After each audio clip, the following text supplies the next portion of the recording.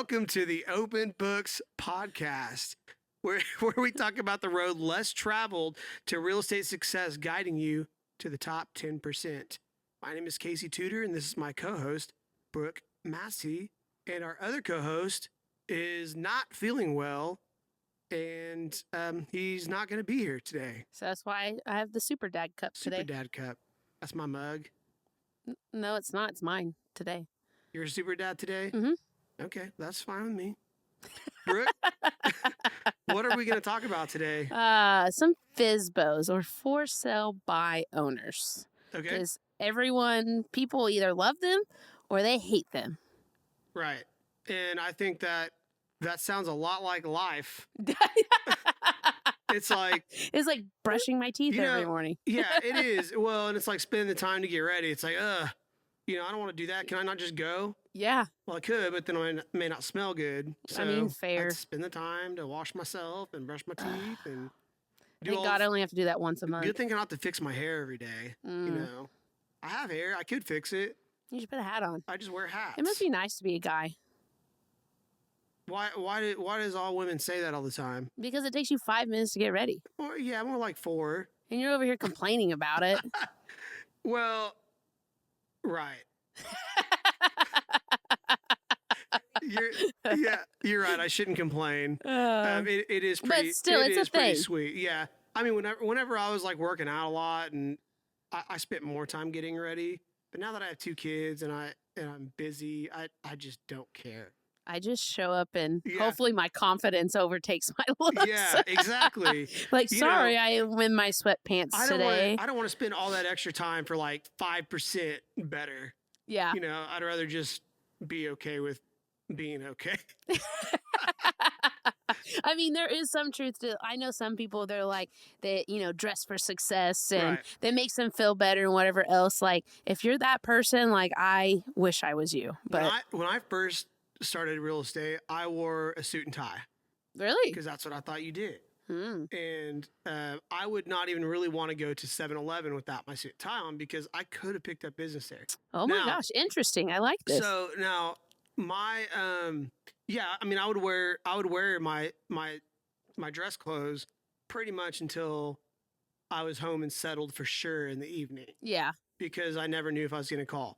However, all of those thought processes, some of them are unnecessary, but a lot of them are why I'm successful, because I was basically always ready for business. Yeah. Took my computer with me everywhere, my backpack, and I was just ready to roll. Yeah. But I did learn over time that people don't really care about that, and people just want a good connection, and they want someone they can relate to. Yeah, because you could lose business. You could lose business that way too. Yeah. If you're too stuffy. I mean, I've always been kind and relatable, so I don't think it necessarily hurt me, but I do think it was unnecessary. Yeah. And so, but when you're new, like, use everything you can, because I didn't have the experience to get me business. Right. So I had to rely on my wonderful personality and my looks. Yep. And so I did put I invested more into that in the beginning. But now I just use all that. I just use my relatability to get in the door and to convert clients. Yeah. Because I tell everyone that's on my team to quit trying to sell people, or if they're trying to get into real estate, I tell them to don't look at it as a sales job, look at it as you're a teacher. You're educating the public on what it takes to buy a house, because even if they think they know everything about buying and selling, because they've sold 3 houses in their lifetime and they sold every one of them on the first day and they got over asking with no problems. Well, good for you, but that's not reality. Have you thought about getting into real estate? Is when I pull that out. Into real estate. That's right. Man, you should be my team lead and help all my agents get asked first day with no repairs. And I always wonder when people tell me that, are they pulling my leg? Like, are you selling me, like telling me that like that's what you expect once I list your house? Because I think it is. Yeah. I don't think they did sell them without a hitch. Yeah, no.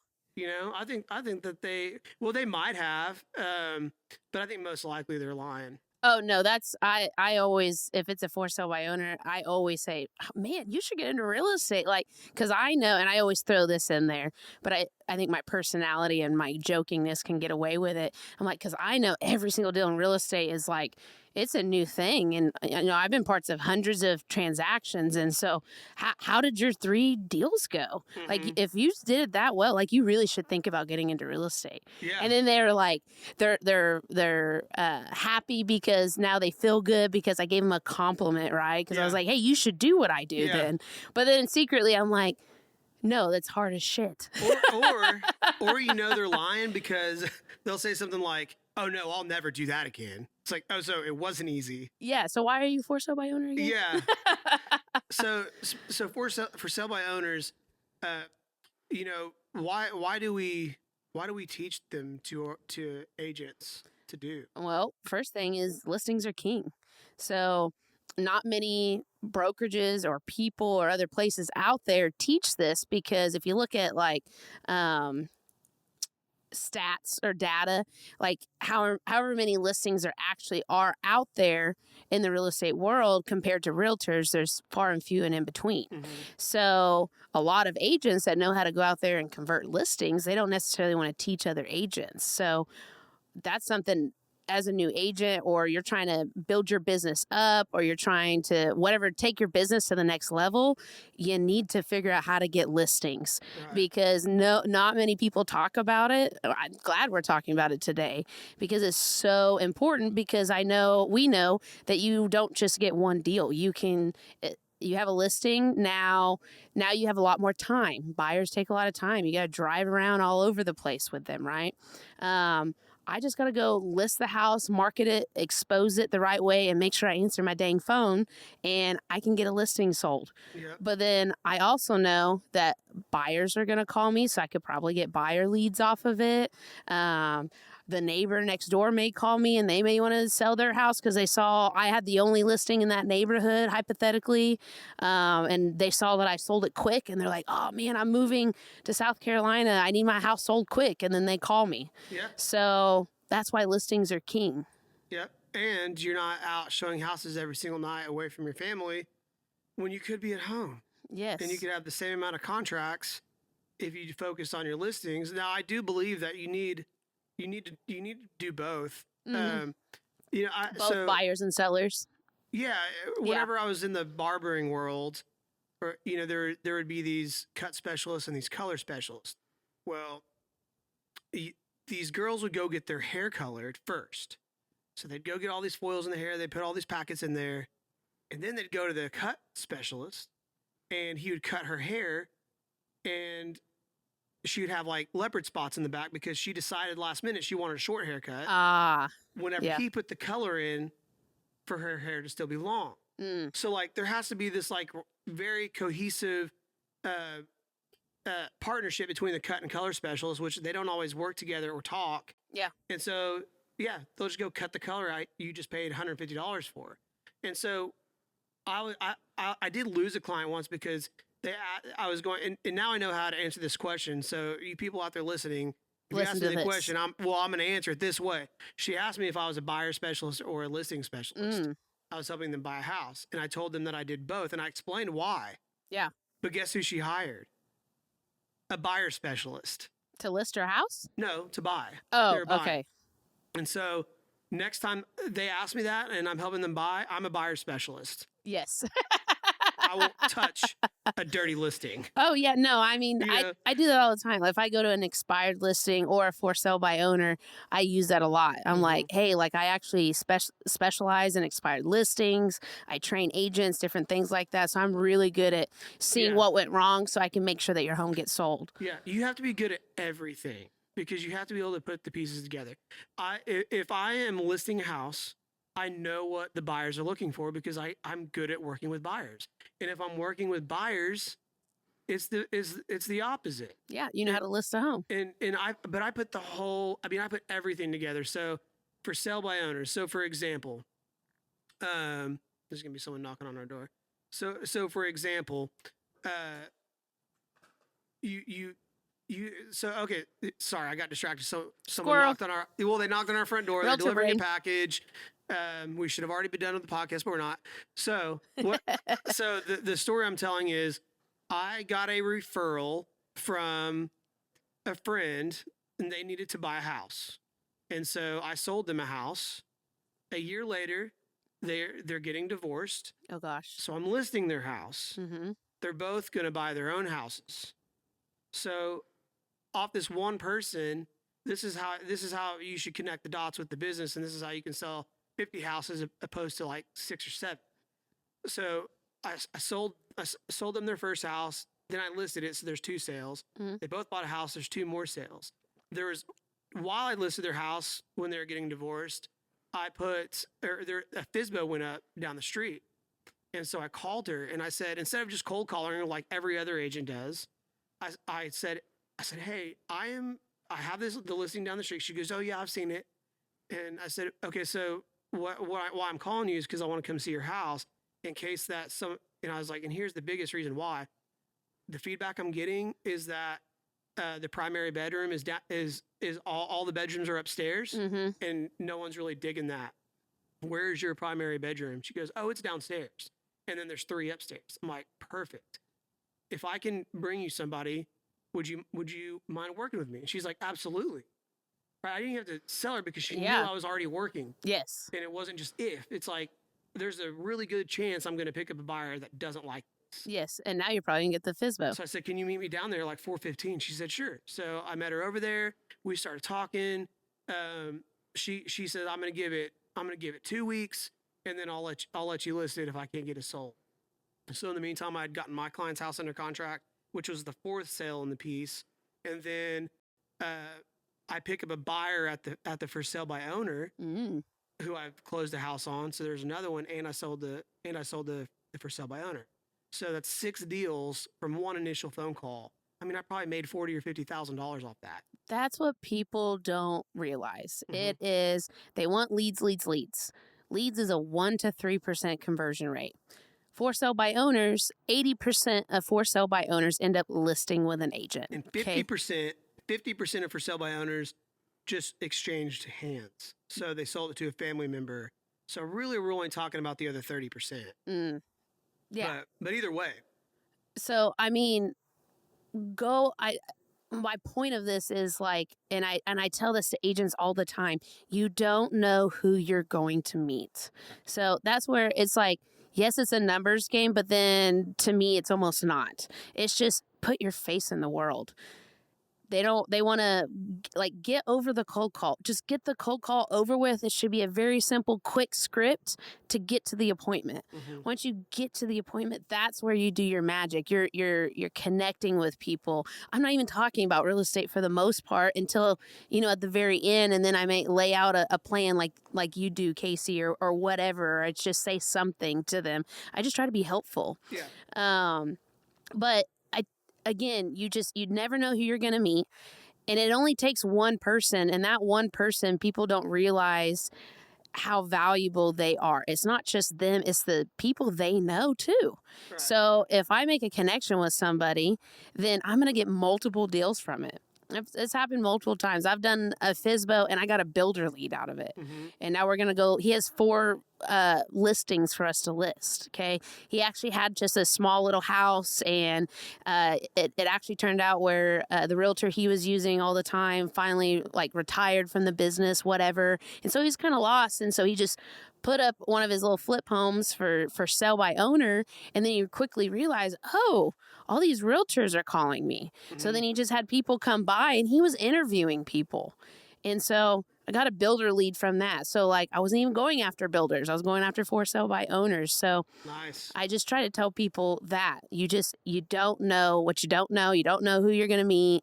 Yeah, people don't want to be told no, and they get scared of rejection, and I totally get that. I still don't like it. Oh, no. It still hurts when people tell me they went a different way or ghost me, but it's just I've learned to accept it. It's part of the business. And also people are, they want to put themselves out there to sell a house, but yet they don't want to be honest with someone. They don't want to hurt someone's feelings, so they just don't return your call, or they don't want to tell you no, so then they just don't. Yep. And that's just how people are. So you have to learn that and kind of rise above it. I think so statistic wise, like you said, we convert 10 to 30% of for sale by owners. And that's with following up 7 to 12 times. Mm-hmm. That's when it really gets tricky, because if I put a brand new person up next to me doing FSBOs, if we do the same approach, most likely I'm going to beat them to that FSBO. Mm-hmm. But if I slack off on my follow up and they don't, they're going to jump ahead of me in line to convert that FSBO. I mean, take our personalities out of it, Yeah. just as far as like doing the steps, they're going to win it because they follow up. Yes. And that's a really hard part of this to figure out, because you don't know what to say when they've already told you no. But that's where you have to invest in yourself. And the business is, how do I overcome these objections? And there's a lot of things I've learned how to do. If I forget to tell them something at the open house, at the appointment, I'll call them and say, hey, you know what? I was thinking about something. What have you thought about trying this or doing this? Or have you thought about that? And then that's another touch that I just gave them, but it was valuable information. Yep. And it could be anything like, hey, I was just thinking about this. Have you sat in the open houses? You could literally ask them anything that you wanted, but you always want to make it think like you were thinking about them. Yes. Hey, I was thinking about you, or I had this thought about your house. Have you tried this? And so that's been super helpful for me. But I think at the end of the day, what I like to do and how I've become successful in real estate in general, not just with for sale by owners, is I take myself out of a salesman role and I put myself into an educator role. Yes. As a teacher. Yes. And because nobody, even if they think they know what they're doing, I promise you I know better, because I've sold hundreds and hundreds of houses and been involved in over 1,000 transactions in really my short time in real estate. And so I've seen and I've heard a lot of stuff. Mm-hmm. And so I know what these people need. I know what to expect. I know how to navigate changing markets, and because I've been a part of all of them at this point, especially now, us being the lowest sales we've been in 30 years. And yet I'm still in business and I'm still selling houses. And so there's a lot of agents that I know that have been super successful that all of a sudden have nothing. Yes. And, I really look at their business and I think, you know what, they're a salesman. So, and Ricky Caruth talks about it too, how in 2008 or 2015, when we had one of the dips in the market, he lost all of his business because he was just turning and burning, and he didn't build any relationships to call him back. I see agents like that all the time. They're always getting new business, but they never stay in touch with their past, the people that they've already built all their trust with. And so, anyways, I'm getting off topic here, but as an educator, whenever I go to a for sale by owner appointment, and if you're listening and you're a realtor, take my advice, if you will, and if you become successful, you can thank me later, or you can come join my team and I'll teach you more. But you want to don't look at yourself as a salesman. Look at yourself as an educator. Educate them on the process. What agents don't even realize a lot of times is, oh, you're hiring me to sell your house. Well, no, you're not just hiring the listing agent. You're hiring every agent that is working in the city, or especially in your little geographical area. And so my job as a listing agent. So if I'm doing a for sale by owner appointment, I just put myself in place as I'm listing their house. So I say, if they ask me a question, anytime they ask me a question, that's my way in. Yes. So if they say, because they're already starting to kind of trust you a little bit. Yeah. Or they're intrigued somehow, some way, like, I want to, or they want to test you. Or they're comparing me to someone else's answer. Yeah. So anytime I get that, that's my way in. I'm going to just start my listing presentation then. I'm not going to just go, hey, if you need anything, let me know. I'll follow up with you on Monday. That's what most people do. And that's the script, right? That's the basics of it. That's to get you in the door. That's just the starting point though. That doesn't help you convert. So what I'm going to do now is they say, well, what do you think about our price? I'm like, well, let me show you what I think. And I've got my computer and it's a small one, so I can carry it around. I pop that thing open, hook up to my Wi-Fi hotspot, and that's my office. My office is right here, right now. I don't have to go back to my office for anything. I'm ready to roll. Yeah. So I open it up, pull up the MLS. I start putting in the information. I start talking to them like I'm listing their home. And the first thing I talk about is, okay, when we're talking about pricing your home, we got to look at this from an appraisal standpoint, because 80 to 90% of your buyers or more are going to have a loan, which means there's going to be an appraiser tied to it, right? So we've got to think about that in an appraiser mindset. So he's going to think of it like this. And I start breaking down the criteria: 15 to 20% of the square footage, similar bedroom count. And keep this in mind, the closer in location, time sold, and condition is what the appraiser is going to use. Yep. And they're going to say something like, well, what about the one down the street that sold for this? Does that, and I'll say, okay, well, let's look. Is it on the list? And I'll say, okay, well, it doesn't fit in the square footage range, and the appraiser's not even going to consider it. Yep. Now, it can give us an idea. I mean, we can mentally see it, but it's not going to be a comparable for the appraiser. So I'm already overcoming objections that they've been thinking and about. Providing value. And providing value. And so I'm going to say, okay, now look at this house. Would you agree that this one looks a lot like yours, or do you think, or what do you think? Yeah, I think that looks a lot like mine. Okay, they got 120 square foot, and say you're asking 130. Yeah. Okay, so they got 120 a square foot. I don't say nothing. I'm showing them, and they're putting it in their head. Oh yeah. I go to the next listing. Say, well, what about this one? Yeah, that looks a lot like ours. That one got 130. Okay, cool. And I just go through 4 or 5 of those listings. So I think an appraiser is going to use these. So we do the average price per sale. So average in here is 125. I found a couple at 130, but 5 of them are at 120. And so I think we're probably landing in between there. So let's call it a range. I think your house will sell between 275 and 350, you know, depending on some things. The comps are kind of random. What's your activity been like? So now we've kind of gone over that, right? Yeah. So we've had tons of people in. Okay, well, so the 3 questions we always ask is, how many showings have you had? What did they say? And then how many offers did you get? So if you've had 20 showings in a week, you should have 2 offers. I'm going to say, where's the offer? Well, we had a bunch of, okay, well, how many of them were pre-approved? Now I have other questions. Oh, we didn't ask about that, or they're all pre-approved, so now they're just lying. Yes. Or whatever, you know, so yes. You're getting to know them, you're figuring out where they stand through the process. You know, I can say it looks like here, if you're priced right and on the MLS, it's going to take 30 to 60 days. Well, shoot, we need to move out, you know, by the end of the month. So we needed a contract yesterday. Yes. Okay, so that's where I'm in, right? Okay, so if you guys want me to, I'm happy to give you guys a discount if you feel like you need to do that to get the for sale by owner, because we already know that every other agent's offering them one. I'm happy to help with that if you want to list with me, but I think we need to get this going ASAP. You've already shown them pictures. If I were to list your house, the pictures would look like this compared to these ones we looked at. Yes. So I'm already putting you ahead of the game. And by hiring me as your agent, you're hiring all the agents, probably 6,000 agents to bring you buyers. Their buyer could be in the army living in Germany, and now they're sending that to the agent going, hey, go do a virtual tour for me. I got to see this house because we're getting transferred next month. That's a have to move. That person has to move. That person in Germany has nothing to do with me.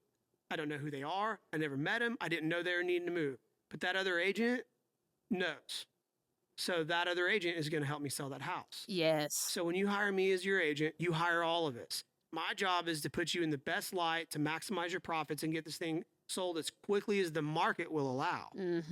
Not as quickly as I can get it sold, as quickly as the market will allow. Yes, market. Yes, always the market. And so, and that's the thing too. Like, I have to remind everybody, what does it look like? Well, everyone thinks that, well, my cousin sold their house last year and they got 30,000 over. They sold it in a day. I'm gonna go, oh man, but that was last year. Yes, yes. So the market has turned. People forget about the market. You know, it's like if there are, say there's the golden ticket, right, on Willy Wonka. How many of the golden tickets were there? Like 7 or something. I think there's 5. I don't know. I think there's 5. So there were 5 golden tickets, and how many candy bars did they sell? Oh, thousands. Yeah, and so millions probably. And how do concert tickets work? They all go out for sale. Some corporation buys them, turns around and sells them for more because now there's more urgency because there's no tickets left. Yes. And so instead of paying $50 for a concert, you're now paying $200 for a concert. That is a market. Yes. Gas, when there's supply and demand. Yeah, supply and demand. And so there's like I'm not an economist, so I'm making this shit up. Good to know. Yes. But there is a inner wheel and an outer wheel. I literally did just make this up just right now. Oh gosh, yeah. I'm intrigued. There's an inner wheel and an outer wheel, and so the inner wheel is a cyclical in and out, or it's a buyer demand, and it's a it's a buyer and a seller demand, right? Like Mm-hmm. it's always going to kind of turn from buyer to seller leads. Okay. I'm following. Well, now the outer wheel is like the big shifts. 2008, Okay. 2023. It's like the cranker, or the one where you need the arm. Yeah, and so you're gonna end up inside the inner wheel that's constantly changing, but then the outer wheel is gonna have a bigger, like a massive effect on things. Yeah. But people forget about that, and it's like, look, and I explain this to for sale by owners too.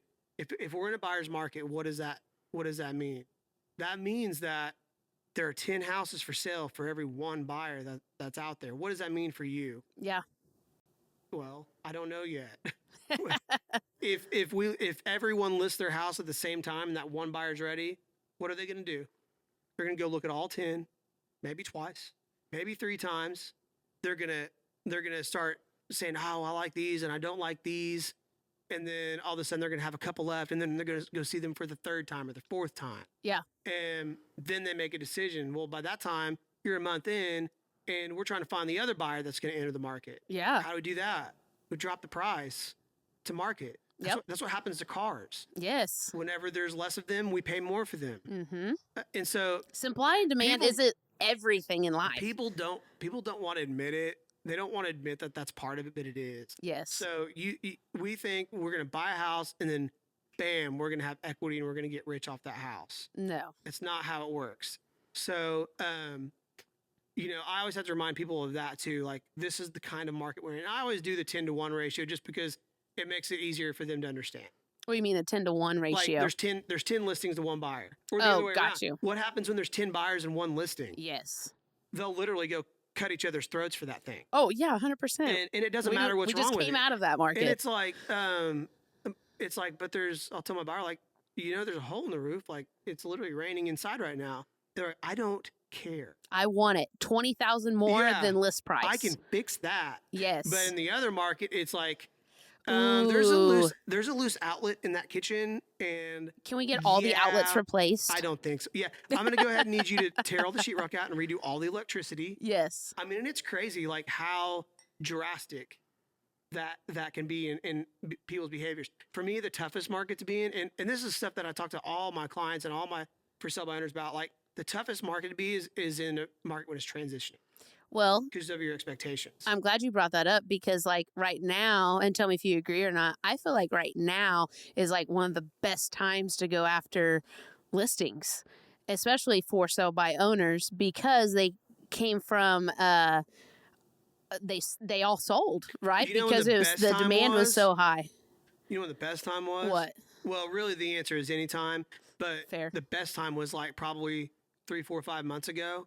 Whenever listings were still going fast. Yes. Because right when that turned over, that makes sense. You've already been ahead of the game a little bit. Mm-hmm. But yeah, I mean, like I said, anytime. So. Well, I mean, if it's like the lowest it's ever been, just go rack up all those listings as many as you possibly can. Because in this market, we have so much pent up buyers out there that still want to go buy a house and whatever else. Interest rates are there. Our supply is still very low, but the demand is very high. So it's so easy right now in this market to go convert some for sale by owners, right, to get that going that way, because they don't know. And exposure right now is huge, not just exposure to all the other agents, but just in general. Like even us as listing agents right now, exposure is huge. Yeah. Where else can we market our listings to potentially get some more notices or movement going? Yeah, that's right. Yeah, and I look at my sellers.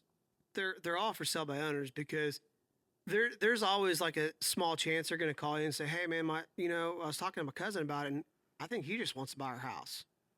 Yeah. Like that kind of stuff happens all the time. Oh yeah. And most of the time it doesn't pan out, but it's like everyone would probably sell their house without a realtor if they could. I think, and again, 10% or 20% of for sale by owners do sell on their own, so it does work. You can do it. There's just so many pitfalls that are involved, and so I don't know if we had to re-record this podcast because Brooke's mic wasn't working. So I can't remember what I said, what I haven't said now. But 80% of FSBOs will list with an agent. And the reason is because of the pitfalls. A lot of it is purely timing. So So you Yes. you list now and you list 20,000 over because you just want to see what sucker is out there. Some sucker's gonna buy my house. I know it. And you know why I know it? Because I put in a storm shelter.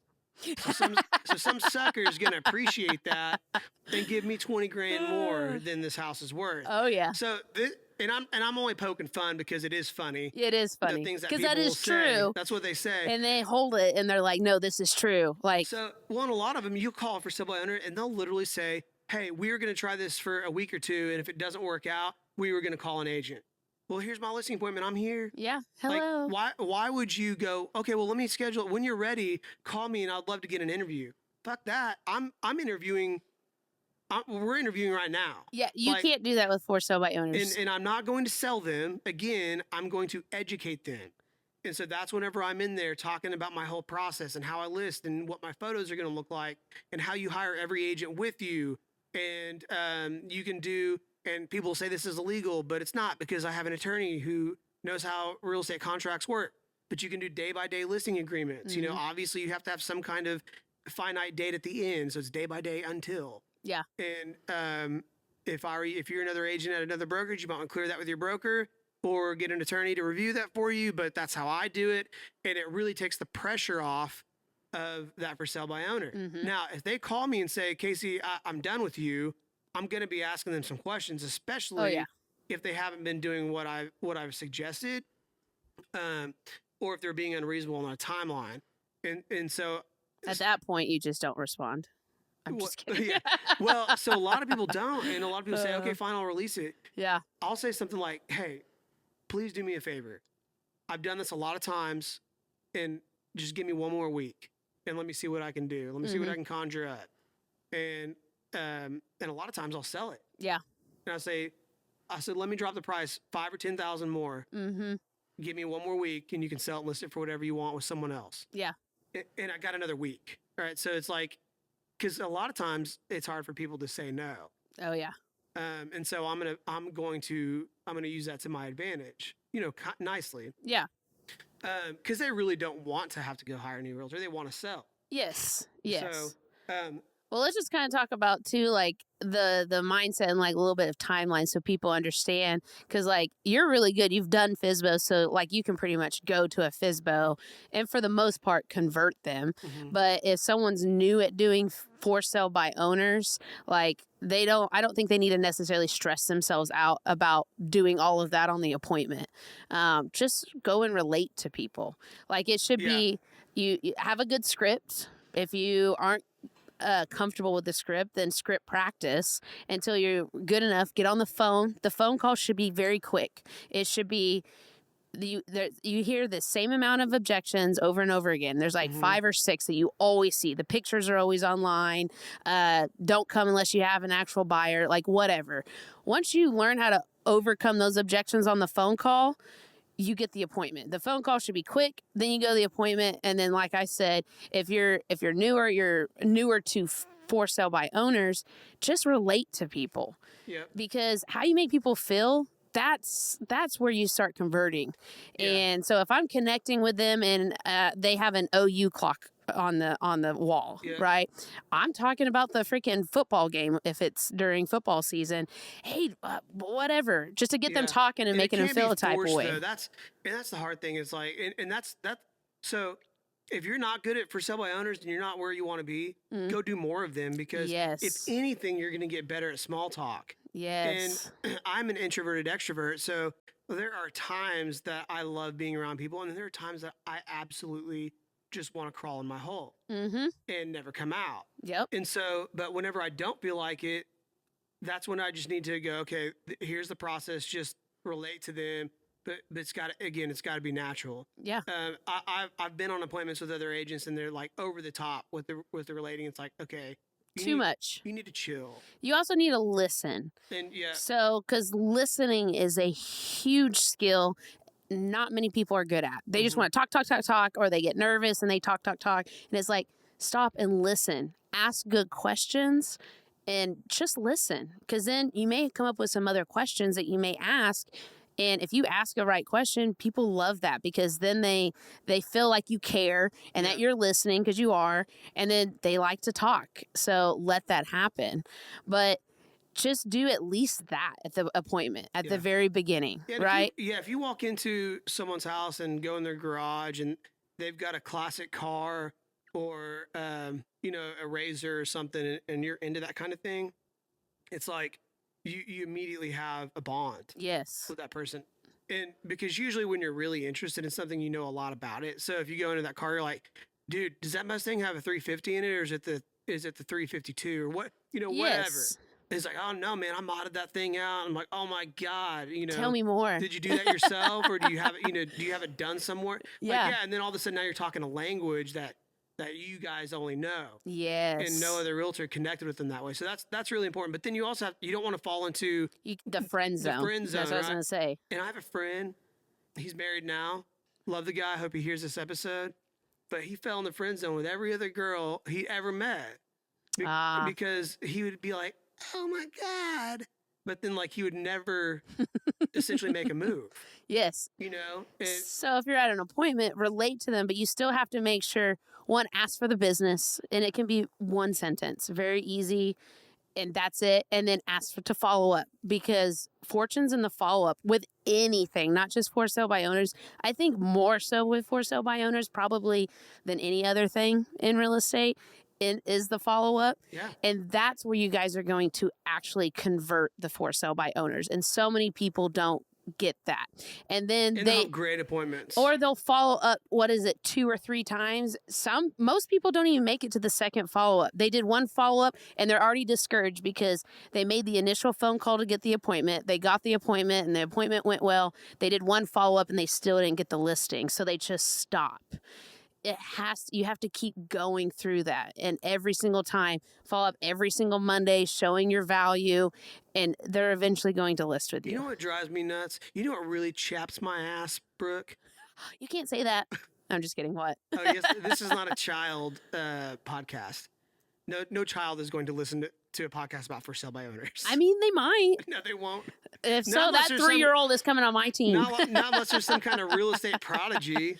But then they're allowed to cuss because they're a prodigy. You can do whatever you want. Yes. No, but so what really grinds my gears is that you'll have agents that have gotten their real estate license, and they want to make a change in their lives, and they want to become successful.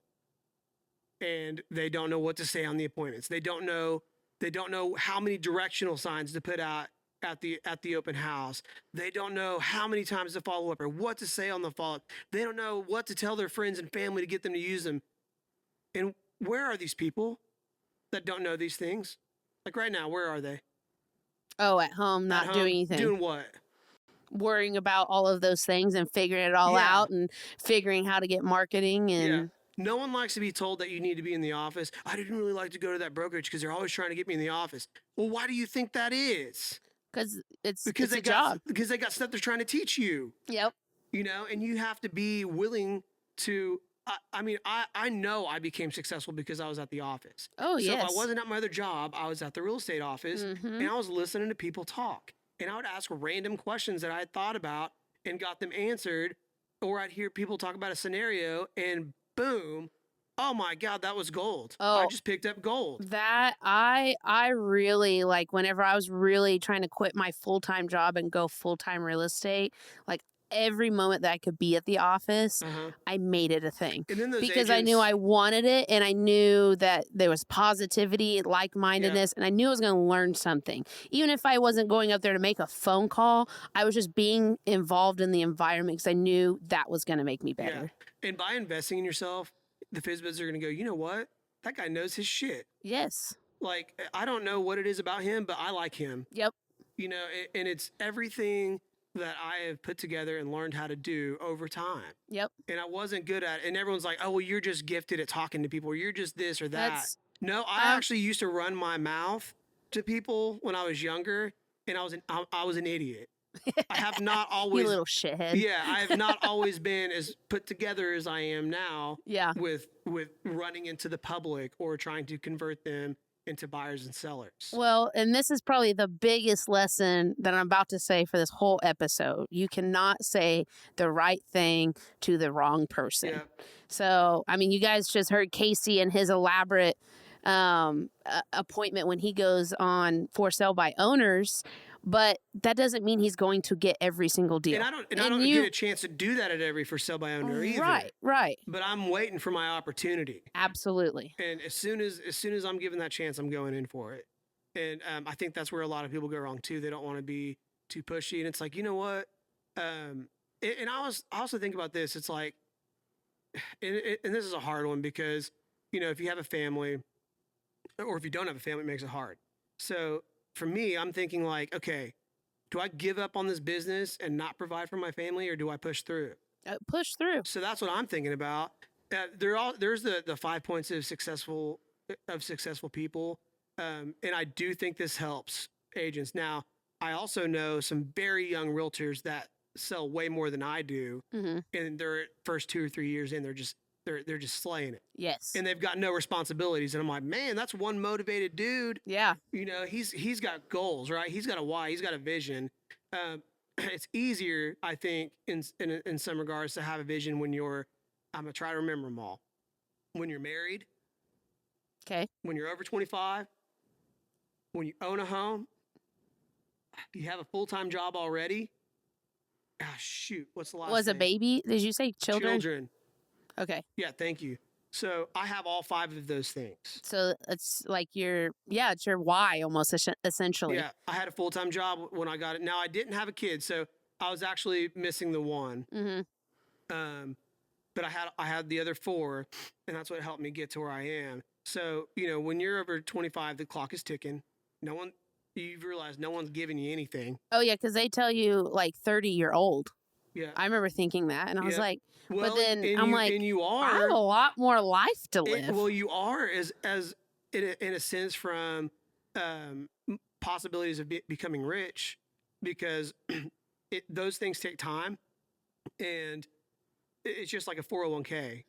You know, you can put a small amount in when you're 19 and be a millionaire by the time you're retired, but if you wait till you're 40, you have to put in like $10,000 a month, right, or something crazy. Yeah. If you want to be you know, so it's like that's what I mean. So it's a little, but also you don't generally have that drive when you're that young either. No, like I know and I tell everyone because I've seen it, but from age 25 to 30, I changed so much. Absolutely. Like I've always been, well, I haven't always been. When I was young, I was immature, but then my experiences and where I was put in life made me very mature. So it made me more mature than most people my age. Yeah. Now I forgot where I was going with this, but I'm with you for sure. But what did we just say? I don't know. We're talking about motivation and what, you know. Okay, yeah. From age 25 to 30, I changed so much. So I couldn't even imagine doing things at 25. And so I kind of started doing things maybe I was like 29-ish. And yeah. I was about 29, 30 before I started being like, you know what? Something's got to change. Yeah, you know what the biggest change for me was from 25 to 30? What? I lost my abs. They're gone. Casey lost all of his confidence. No, I didn't lose my confidence. I just lost my abs.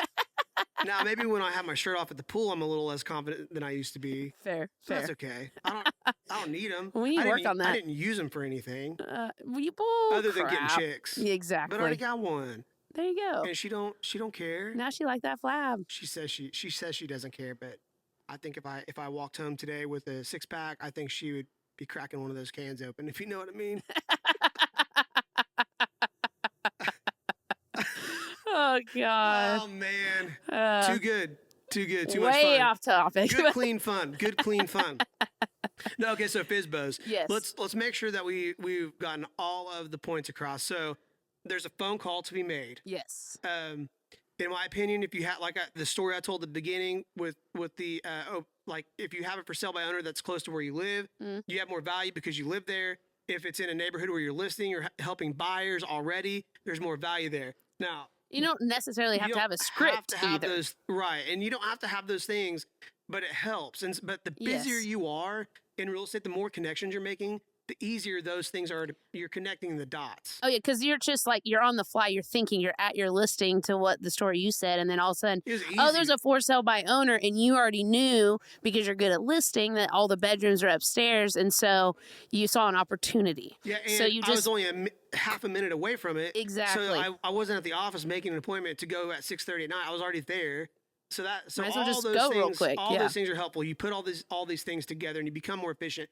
And I'm getting off topic. Another thing I did become super efficient was I quit printing paper. Period. I don't print anything out for anything. People are like, what about your flyers? I'm like, I'll text it to you. What's your phone number? Now I have contact information. My business card. I'll text it to you. What's your number? And people rarely tell me no. Yes. And now I have their phone number. I'll get their email. I'll put them in on my weekly email. Now they're going to see me once a week for the rest of their lives until they unsubscribe. It's not about yes, it's not about the papers and stuff that you bring or anything else like that, or how you dress. It's how you present yourself and how you connect with them. Yeah. Because that's what's going to sell everything. That's right. Now, you will come across clients, not to cut you off. No, you're fine. That do like the paper and everything like that. And I've had people, I'm like, well, if you really want something, like, technically, I'll mail it to you. I'm your packet. This is what I told somebody. And I'm like, not in a creepy way. And I'm like, I'm your packet. I'm like, I don't want to come here and just give you some piece of paper. Like, I want you to talk to me, and I want you to understand me, so that way you trust me, not the papers that I give you. Right. And they loved that answer. Yeah. So, and I didn't have to give him a packet after that. Nice. Well, yeah, it was already given. Can they take you home? No. Flip through the pages? No. It was a man. Okay. Fair enough. Okay, so the call. And I'm married. You have to I should make start the with call that first. Yeah, you're married. That's right. I love you, babe. So the call, right? Hey, are you looking, or are you working with agents on the buy side? Most are going to say yes. If not, we can. If you guys are interested in our coaching, drop a comment below, and we can reach out to you. And we can help you with all this. Yeah. This is so much more than just reading a script. Like, there's got to be that interaction. Like, as we were saying earlier, what grinds my gears is people that are trying to make it don't come around, so we can't learn. They can't learn together. There's a lot more to it than just what we tell you to go do. There's a little bit of hand holding involved, and that's what we're here for. But anyway, the call. Are you working with agents? Yes, we are. Okay, great. Can I come preview it? Sure. Does tomorrow at 2 o'clock or 4 o'clock work for you? Tomorrow at 4 o'clock is great. See you there. Thanks. Bye. Boom. Done. That's the call. And it's, easiest form. And it really shouldn't be much longer than that. No, it really shouldn't. Unless there's objections that you have to overcome. Yeah. All the pictures are online. Great. Well, that doesn't show the actual layout of the home. I'm going to be in the area this day and this day. Which day do I come? Yep. You overcome the objection, you go right back to the appointment. Yep. I took a client to a house that smelled like cat pee once, and I told them that the house was amazing because I saw it online. It was not amazing. Yes. It was trashy when in person, and it smelled like cat. I did not fulfill my perception on what I was taking them to. Yes. So now they think what I think is awesome is not awesome. Okay, so make the phone call. Now you're at the appointment. We do the two things that we teach. Provide, and we've talked about this. Provide the value, so educate them, and what's the other word I'm looking for? Commonality. So try to find a way to get along with them. Yep. That's the appointment. And so do those two things and you'll win. And then third is the follow-up, 7 to 12 times at minimum for the most part. You convert some after 2 follow-ups. You build rapport. Well, what do we ask? What are the questions we ask on the appointment and in the follow-ups? I feel like you're coaching me. No, I'm asking you a question. I'm not telling you, I'm asking. The 3 questions that you ask? I have no idea. Yes, you do. I'm like, I don't know. I say a lot of different things. Okay, we ask, how many showings have you had? Oh, okay, those. Yeah, those questions. I know you knew them. I expect you to just spit them out for me because it's like it's a dialogue. Well, I was thinking the end. No, okay, so yeah, we ask questions. We ask how many showings they've had, which will give us an idea where they're at in the process. We ask what did they think? What's the feedback been like? Because again, if everyone that came to see it loved it, then why don't you have an offer? Yeah. What's happening? Yeah. And then, have you had any offers? Well, why not? Why haven't you? And so what we're doing again is we're waiting for them to time out. So they're going to try it for a certain amount of time. They're going to lose. Your sellers with an agent lose their confidence in you and in themselves over time, right? So you list the house, it doesn't sell. You only get one showing that week. Traffic starts trailing off. The fair comes, or it's raining. No one comes to the open house. Oh my God, their confidence completely declines. Yep. Well, they do that on their own too. So I'm waiting for that moment, and I'm listening to them. I'm listening to their voice and how they're talking to me, the things they're saying, for them to basically say, it's time. Mm-hmm. And that's when I come in and I list the house. And it might be something like on the follow up. Yeah, and it might be them saying, "Hey, Casey, what'd you say you list my house for?" Or how does the process work again? Or what did you say we needed to do for this? Or it's me saying, "Look, I know I can help you guys, and I know that you're running out of time because we talked about this or this. Let me list it and try to get it. Let me try to get this gone. Like we can do this day by day. Listing agreement we discussed. Like there's no pressure. There's gonna be no, and you don't have to take any offer that you don't want to take. It's a super simple process. I'm here to handle the entire thing. Yes. You guys don't have to come to the house anymore to show it.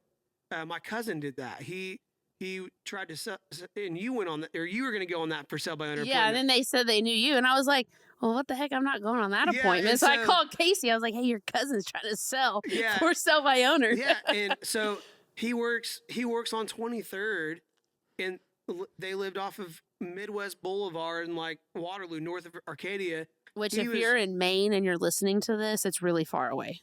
Yeah, well, I'm just kidding.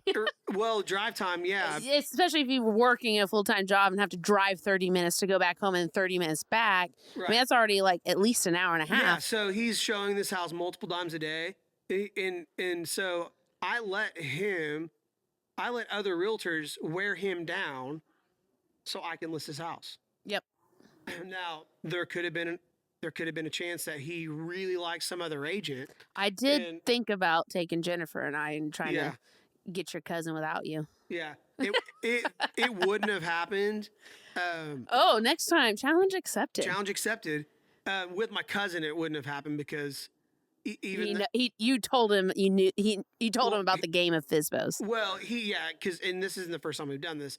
I've sold other houses for him that he tried to sell on his own too, because he invests a little bit. Yeah. And he actually sells. So for him, and this is what for sell by owners do. I mean, he's going to try it first himself and then list it. So now I can't say for sure if he lost money on those deals or undersold because I didn't run the numbers. Yeah. It's not really, I don't care. I mean, it is what it was. But he's probably sold 3 or 4 without me until he needed me this time. Yeah.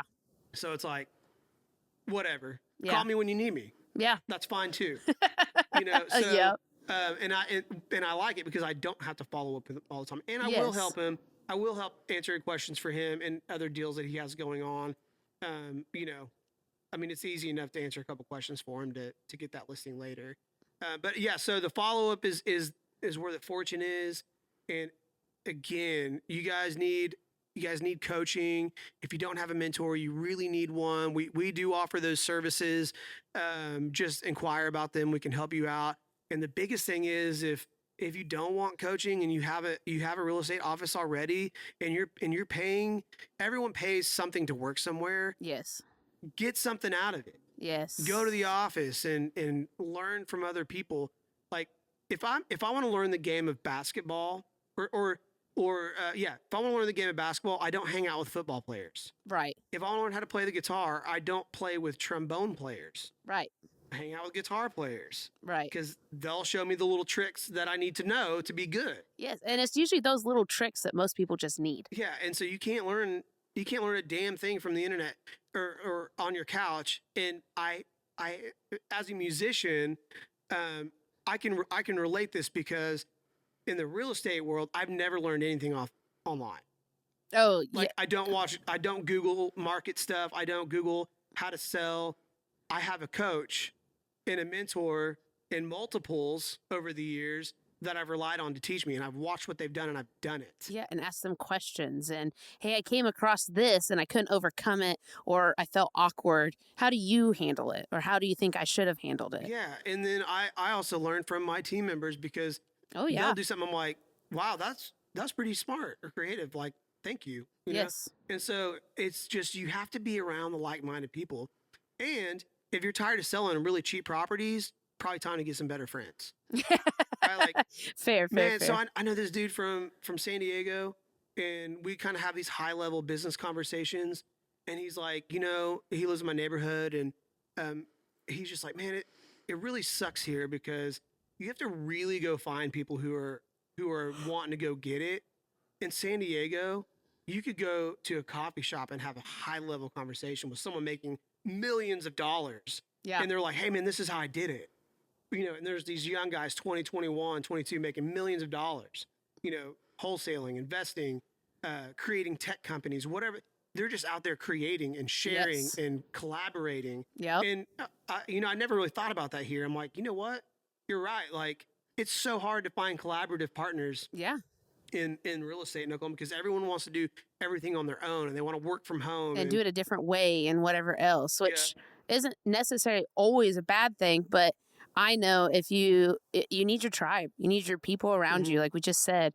But the more, it's so much easier and better and stronger and more lucrative and more long term. Like, I don't think I could put any more strong positive words into it. When you have people around you, then now you're going and selling things, and you're it's just so much better. Yeah. I can't even say anything and if more you have about other it. people around you are taking bigger risks, then you're seeing that happen. You're seeing the fruits of it, and then you might be more willing to do that. Oh yeah, 100%. Kind of thing. And so, I think if you want to make it in real estate, like, you have to have a sales system, and your brokerage really needs to be the one providing that. Yes, I would think. Now, if you just have one of these transaction companies and you're just paying a small fee, well, then go grab a coach, because that small fee company is not going to coach you because there's no money in it for them. Yes. And that's just how it works. But go get you a coach, get involved with the brokers that provides the training, and hold them to it and put the work in. I was just going to say, for sale by owners work. So many people just have a negative mindset around it, and they cannot find the training for it. Because like I said, there's so much greed out there, and there's only so many listings. So the people that have it figured out, they don't want to show you how to get listings, but that's how you go get to the top or get to the next level in real estate, is to do that in your business and to keep growing and everything like that. So it does work. Yeah. So just find the coaching platform, find the brokerage, find a mentor, just find somebody that you can help go on this. Because as we said, 80% of for sale by owners end up listing with an agent. Yeah, so why not you? 80% versus people chase the Zillow leads, and it's a 1% to 3% conversion. I'd much rather call 10 FSBOs and pretty much guarantee where I get 1 to 3 listings versus call 100 Zillow leads where I maybe convert 1 to 3. Yep, totally. Work smarter, not harder. It's a burnout industry. So cold call sucks, but at the end of the day, there's some form of calling that is cold. Yep. Some can be warmer. To me, I think FSBOs are a little bit of a warmer cold call, in my own opinion, because it's somebody that's actively trying to sell their home. Right. So versus someone on Zillow that's just maybe drunk on a Friday night showing their best friend the $1 million listing. Right. In Galardia or whatever. Right. Okay, well, let's wrap this up because we could probably talk forever, but we got people coming in the office, which I was just complaining about.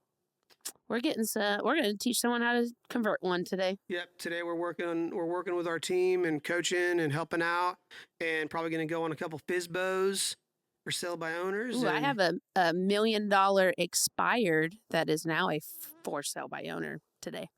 Nice. Okay. So. All right. So good luck. Good luck to you. Thanks. Not that you'll need it. Not that you'll need it. Heck no. I'm just going to go in and convert it. Sweet. I love it. Okay. Well, guys, thanks for listening to the Open Books podcast. If you like what you heard today, like, comment, subscribe, click the bell ding, ding, ding. for notifications, and, let us know if we can help you in any way. And we're here for you. All right. I'm Casey Tudor signing off. It's my co-host, Griff Massey. We'll see y'all next time.